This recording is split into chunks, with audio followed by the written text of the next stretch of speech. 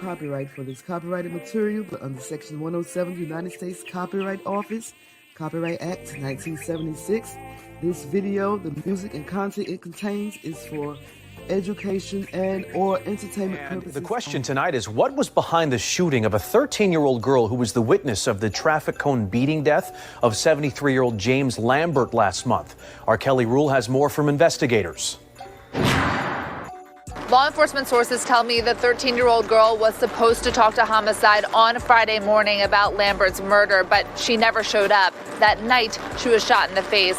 Sources say they are waiting on surveillance video that should show the moments leading up to the shooting.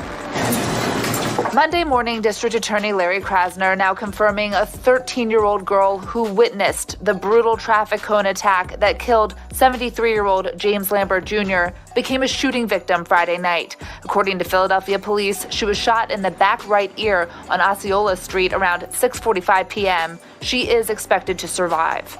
As far as confirming or not confirming that there was a motive, that this was somehow related to that prior incident, we are not in a position to answer that. If the evidence indicates that there's some sort of retaliation here or some kind of witness intimidation, something of that sort, we will act on it swiftly. Law enforcement sources tell Fox 29 the preliminary investigation doesn't point towards retaliation. The 13-year-old girl never met with police. Sources say the shooting happened when two juvenile boys were with the 13-year-old and another girl visiting the neighborhood. Sources say both of the boys had guns. The shooting happened when the group appeared to be hiding behind a van on Osceola. Sources say they are investigating the possibility the boys were showing off the guns and one accidentally went off. Obviously very troubling when a 13-year-old is shot in the face. Sources say police were also in contact with Lambert Jr.'s family over the weekend. Assistant District Attorney Joanne Pescator says they are actively looking into threats made against the family, but wouldn't elaborate. They've already been victimized once, and we are working on that. The assigned ADA is working on that. Anybody with information about the Friday night shooting is asked to contact the shooting investigation group. We are told the 13-year-old girl is recovering at the hospital. In Old City, I'm Kelly Rule, Fox 29.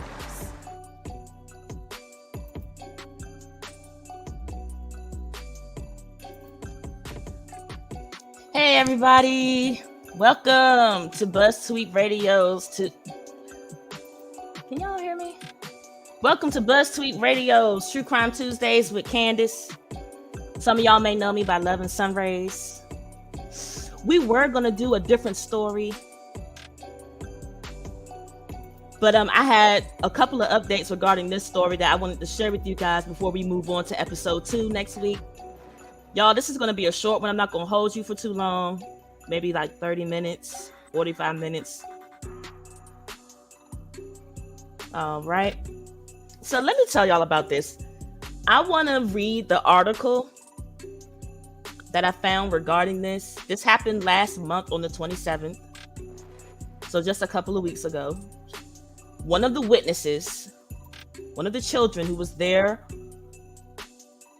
when Mr. Lambert, affectionately known as Simmie, was attacked, was shot in the face. by another teenage boy.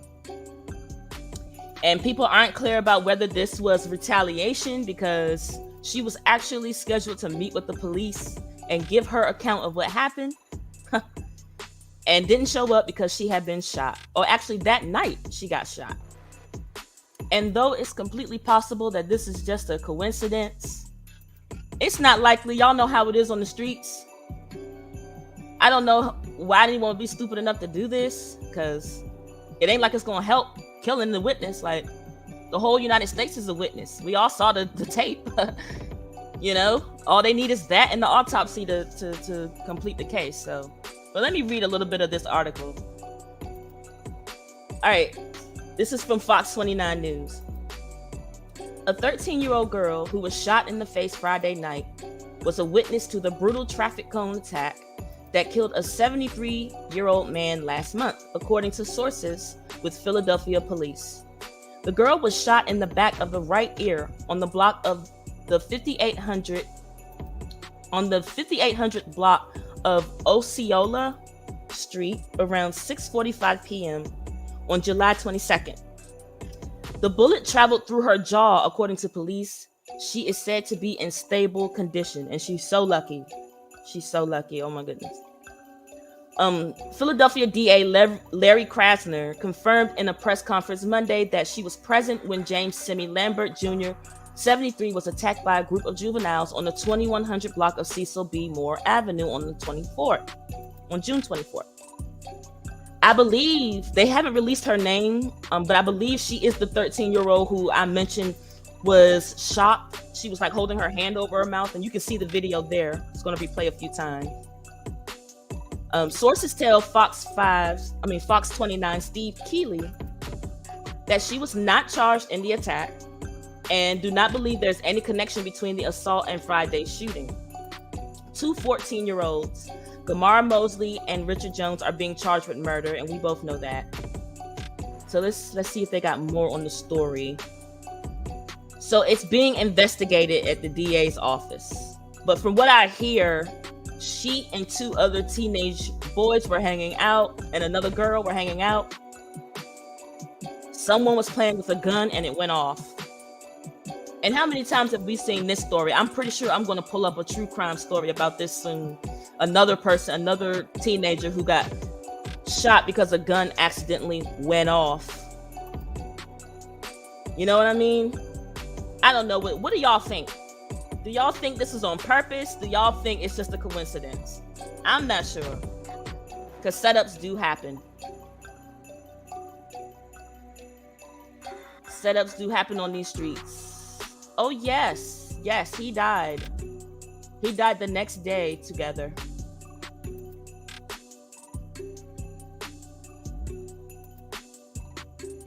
Hello, Miss April. So if you missed it, we're talking about one of the 13-year-old girls who witnessed the brutal killing of James Simmie Lambert back in June. She was shot in the face last month on the 22nd. And they don't believe there's any connection. There hasn't been any update since, so I'm assuming they didn't find any connection. We all know how the streets roll, though. We all know it could be connected. It will be a dumb decision, but together he passed away the next day. We all know a 73-year-old can't handle that type of, physical attack. Like, definitely, I agree together. Definitely. People definitely need to secure their weapons and make sure that these kids can't get a hold of them. So for those who missed it, those of you who are just coming in, basically what happened is the 13-year-old girl, her name has not been released. I think she's the one right there who's holding her mouth in shock. You saw that just now? Yes, she's in this video here. I think she's the 13-year-old girl they mentioned in the article who was holding her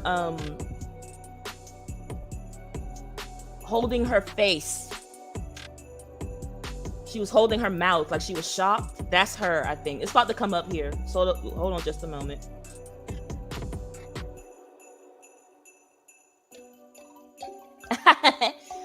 I I'm not a real reporter together, but thank you so much. And I got another update on this. Give me just a moment. I just want to hear what y'all think. Do y'all think this was on purpose? Yes or no? Do y'all think this was just a coincidence, or y'all think they were trying to hush her up so she wouldn't be a witness on the stand? Because they're due for trial this month.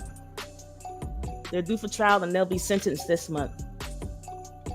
I think it could go either way. It's possible that it was coincidence because we know this is one of the worst neighborhoods in Philadelphia.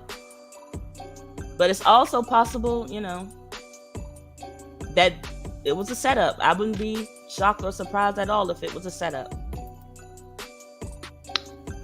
All right, so y'all heard in the clip I showed in the beginning, right, how they were saying that Mr. Lambert's one of her friends shot her. One of her friends supposedly shot her accidentally. They were hanging out. Two boys about her age and another girl were hanging out. And somehow the gun went off and she was accidentally shot. Right behind her left ear, I believe, or right ear. And it went through her jaw. So she's very lucky to be alive. And this is probably going to shape the rest of her life, unfortunately. It's gonna determine who she's gonna become. So I know y'all heard in that the news report, the clip in the beginning, where they were saying that Simmie's family, Mr. Lambert's family, is being threatened. People are threatening their family, showing up outside of their house, harassing them. And I have an article on that. Let me read it to you and give you all the details. So I'm getting this from the Philadelphia Inquirer. And it says, family of 73-year-old man fatally beaten with a traffic cone says they're being harassed. All right. On 3 occasions in the last 2 weeks, a group of kids have gathered outside the home of the 84-year-old sister of James Lambert Jr. I mean, this is sick. When I heard this, my stomach started turning. Because these families should be protected, not attacked. Just because someone harmed their family, they don't have the right to defend themselves or stand up for themselves. This is sick. But let me continue before I start ranting. The family of the 73-year-old man who was fatally beaten by teens with a traffic cone last month said they have been harassed and taunted by kids showing up outside their house in recent weeks. On 3 occasions in the last 2 weeks, a group of kids have gathered outside the home of the 84-year-old sister of James Lambert Jr., who died last month after 2 teens hit him multiple times with a traffic cone. Tania Steffens, Lambert's niece, said the kids stood outside her mother's Strawberry Mansion house, pointing and laughing, making the family feel intimidated and harassed.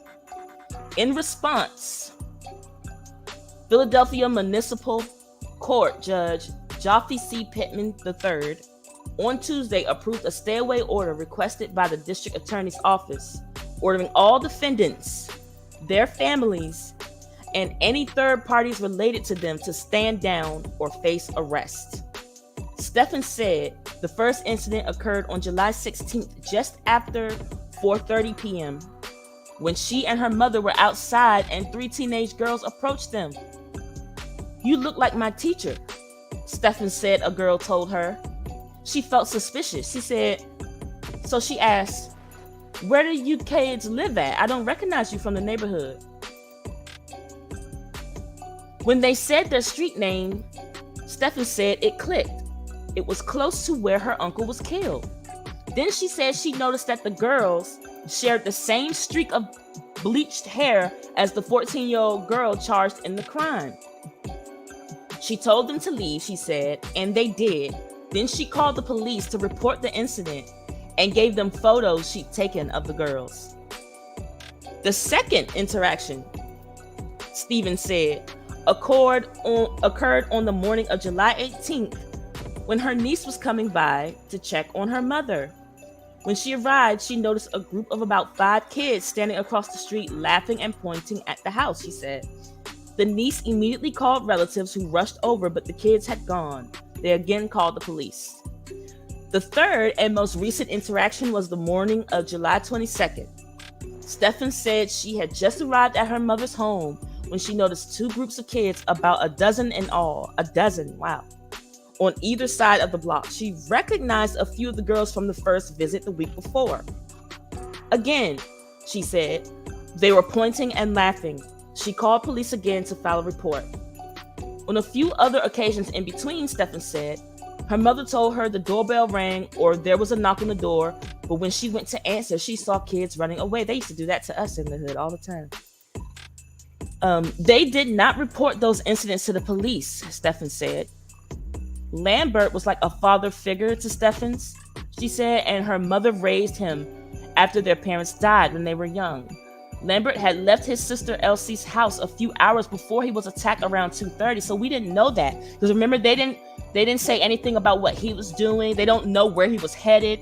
So this is the first time we're actually hearing about where he was right before the attack. So he was at his sister Elsie's house a few hours before he was attacked. And the family feels harassed and frightened, Stephen says. And relatives are now staying with her mother 24 hours a day. It's intimidation of a witness, if you ask me. According to Lonnie Fish, the lawyer representing Gamar Mosley, one of the 2 14-year-olds charged with third-degree murder in the case, some of the girls photographed outside the home are believed to be sisters of a 13-year-old girl who was present during the incident but was not charged with any crimes. It is their understanding, Fish said, that the kids had been on their way to the pool nearby and stopped by the house spontaneously. Yeah, right. 3 times? 5 times, according to the mom. So what? Wow.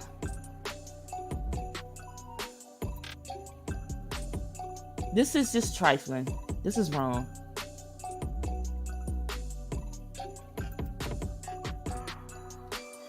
The girls were friends of Mosley's up until her arrest, he said, but Mosley's family has nothing to do with the visits to Lambert's relative's home, which he called indefensible and wrong.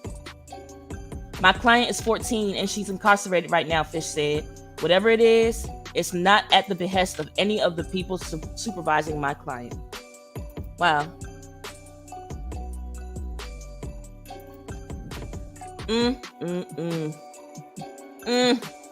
Y'all, when I read it, I literally was about to throw up. I just can't. Yep, they were threatened. Together says these kids have no remorse. Either it's almost like they are desensitized to what they are doing. Yep.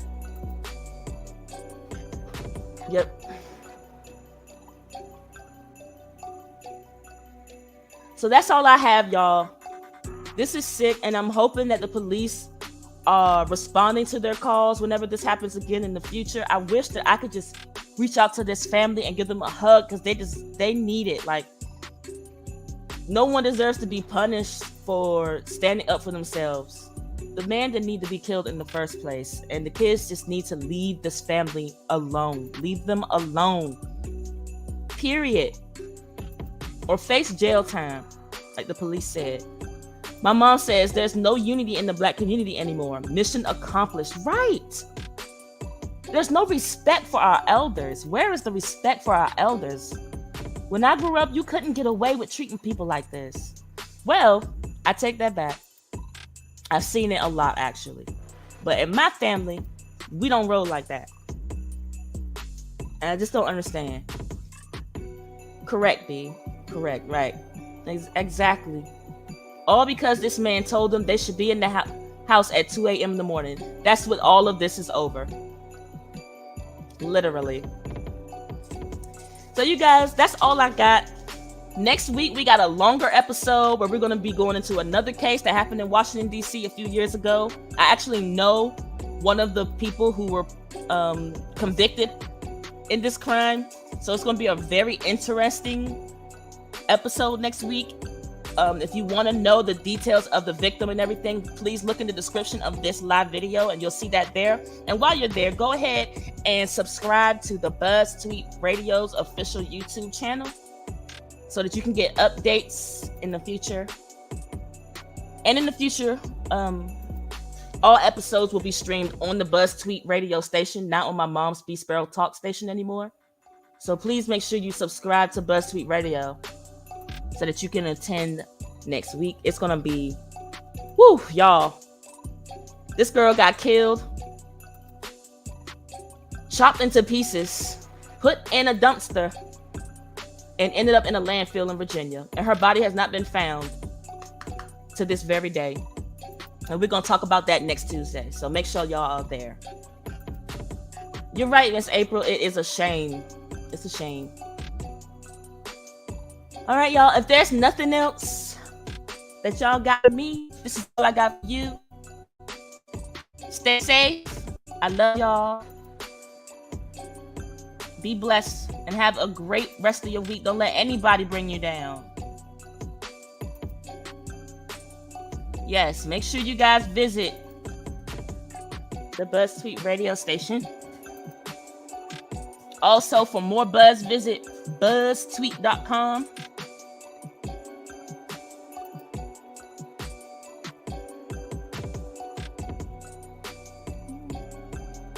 And I'm out, y'all.